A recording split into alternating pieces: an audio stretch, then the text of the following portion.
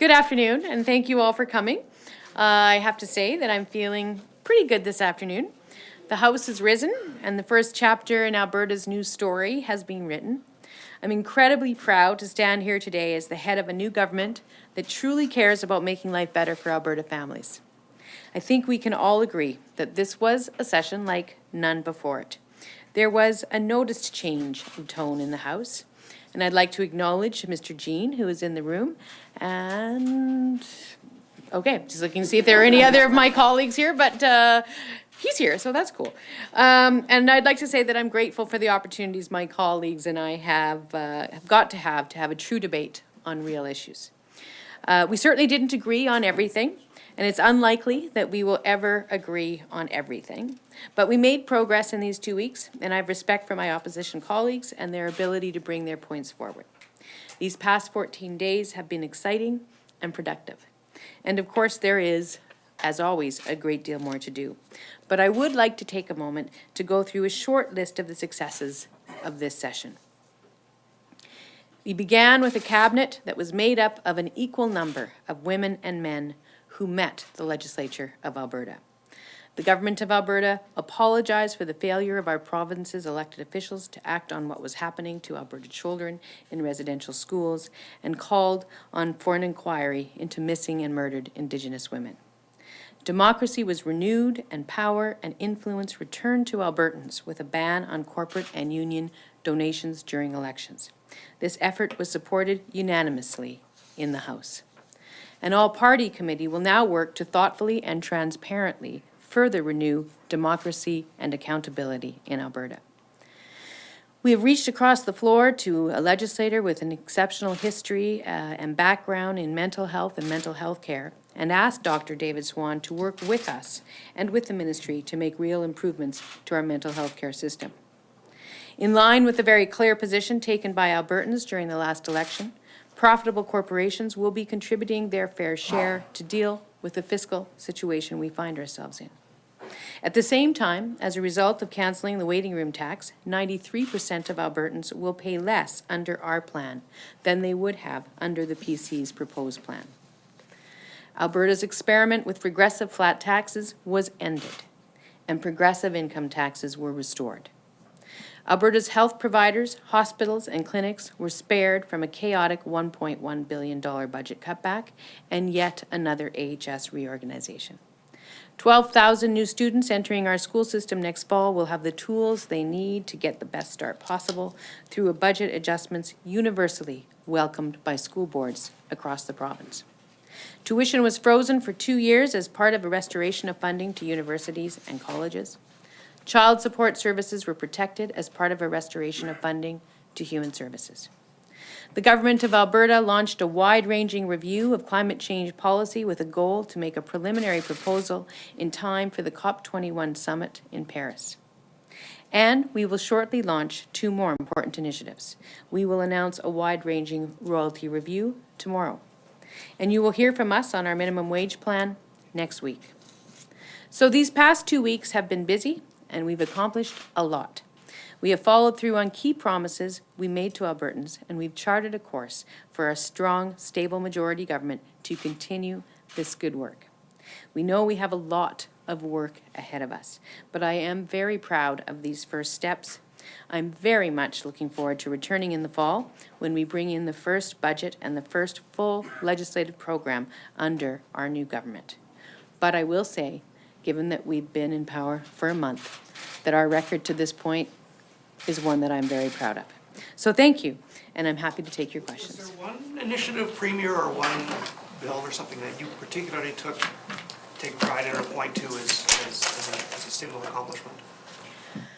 Well, you know, it's actually a bit hard. I was walking to work the other day and I was thinking about it and things kept coming to me with all the different things that we've done. I mean, as you know, I've been a longstanding advocate against poverty and the issue of our flat tax and the need to replace it with a progressive tax has been a longstanding recommendation for people who promote anti-poverty efforts. And so I felt very proud about that.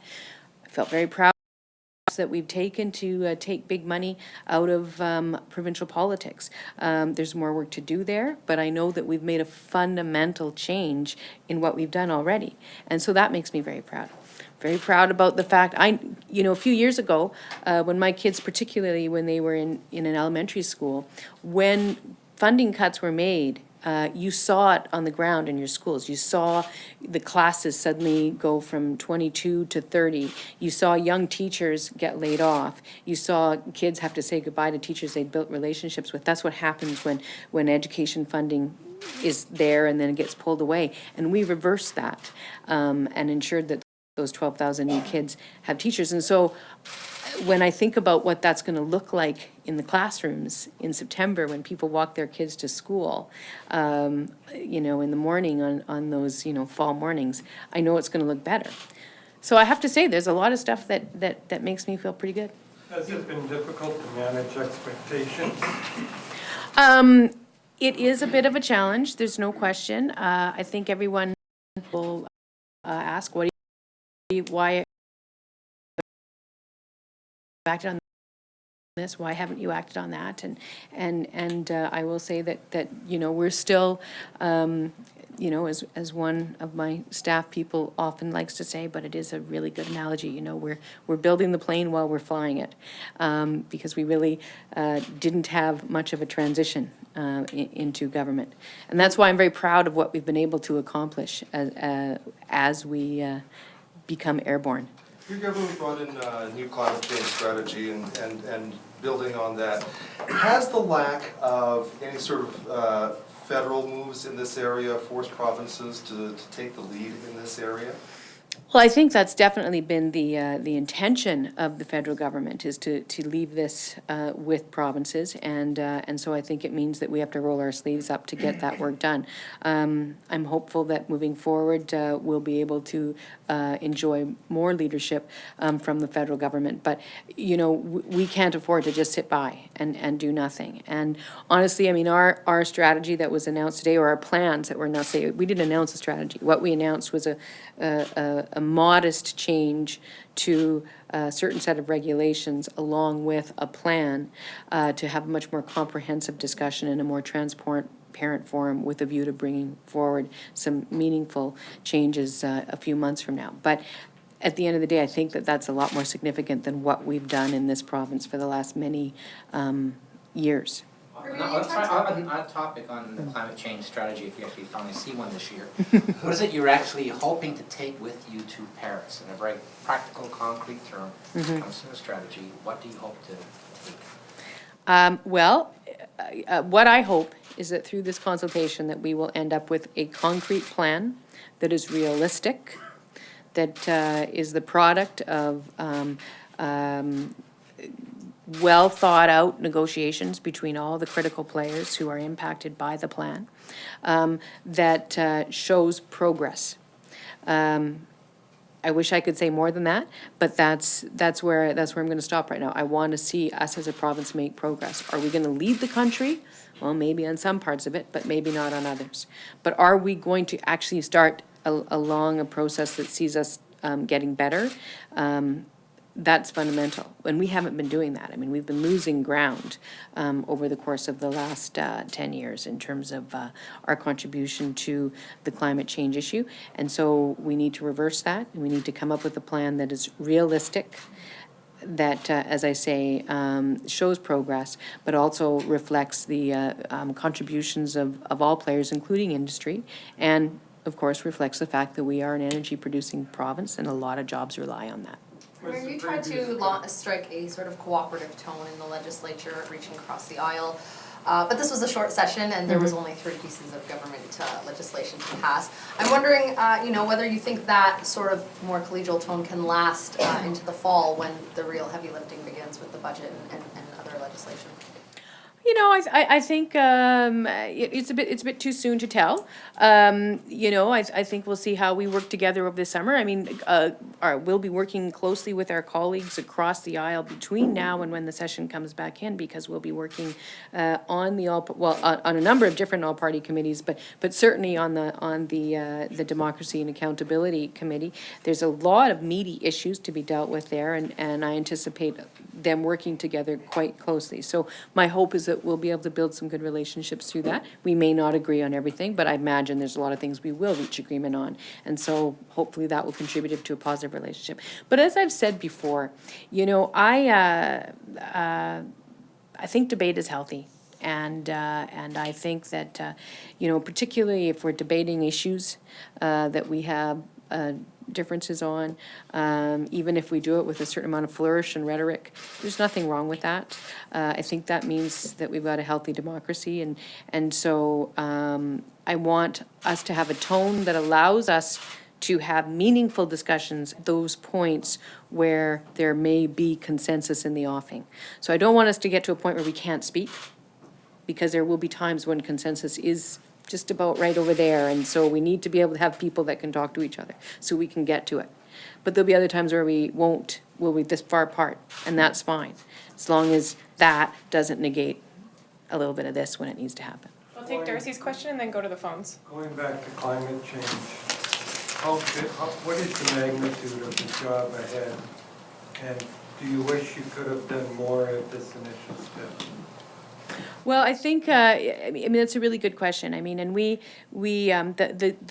extent of the job ahead is huge. And one of the things that, you know, industry stakeholders have said to us, which we've heard loud and clear, is that as we move forward on the climate change discussions, we need to do it with a clear eye on the fact that we're also having conversations around royalties, and the two can't be separated. So that makes, in one sense, for a more holistic strategy, but it also makes for a more complex and comprehensive strategy. So so there's a lot of different pieces to it.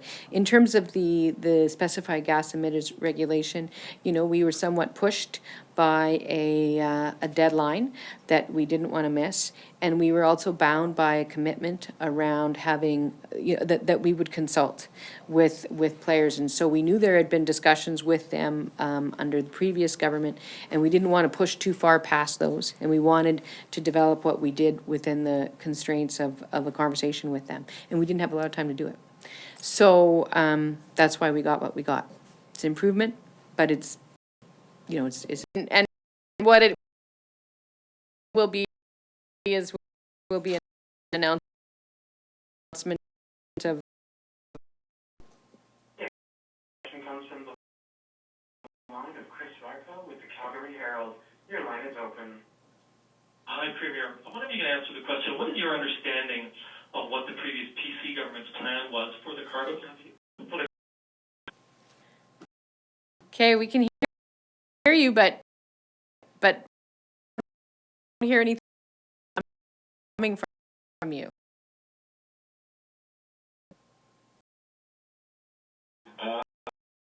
Okay, well, I'll just ask anyway.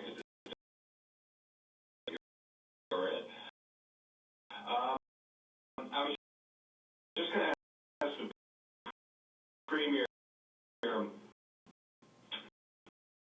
about the appointment of Doug as the head of this panel. About a month ago, supporting the idea of it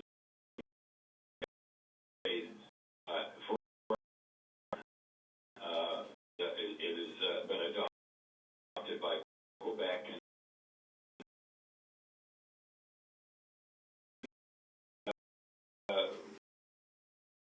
wrote an article in the Globe and Mail about a month ago supporting the idea of cap and trade. Alberta is by Quebec and Ontario and California. So it would seem that the chairman of this review panel is going in with his own ideas about what he wants, and I'm just wondering if the Premier would be amenable to the idea of cap and trade for Alberta, if indeed this is the recommendation that comes out of this panel. You know, I don't want to prejudge the panel, but what I will say is this, is that I'm not interested in a program that would see a wealth transfer out of Alberta to other jurisdictions without any sort of equivalent transfer back, shall we say.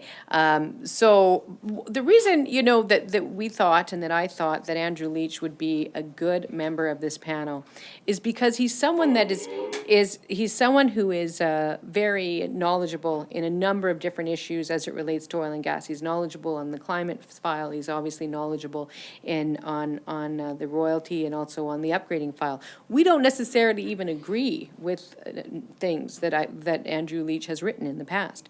But what he is someone with a good, solid knowledge base who I think will be well placed to credibly reach out to all the players in this particular, who have an interest in the climate change file. And there's overlap, obviously, with those who will be working on the royalty file, but not complete overlap, because there's other people impacted by climate change who are not connected to the royalty file. But nonetheless, because he's knowledgeable, I think he's capable of reaching out and hearing and analyzing and evaluating the different opinions that will come to him.